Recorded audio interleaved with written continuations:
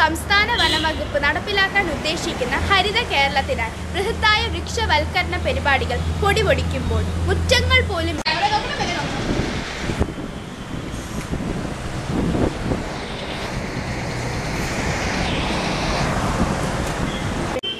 വീട്ടുകാരി കൃഷി ചെയ്യാൻ വേണ്ടി സഹകരിച്ചിരുന്നു.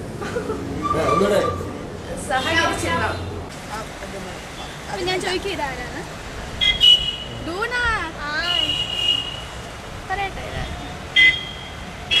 ഇവിടെ ഏതൊക്കെ ഇനം ചെടികളുണ്ട്? ഇവിടെ പലതരം പച്ചക്കറികളുണ്ട്, ഫലവൃക്ഷങ്ങളുണ്ട്. അത് മോൾക്കെല്ലാം അറിയാവോ അതിനെ പറ്റി? എനിക്ക് അത്രയൊന്നും അറിയത്തില്ല. കീടങ്ങൾ ഇത്തരം കൃഷിയെ പറ്റി സ്കൂൾ പിള്ളേർക്ക്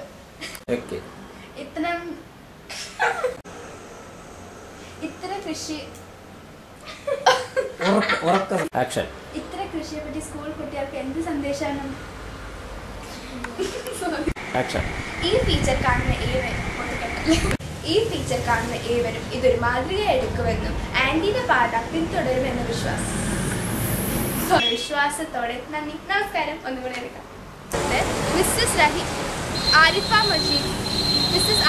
മജീദ് ആന്റിയുടെ ടെറസ് കൃഷി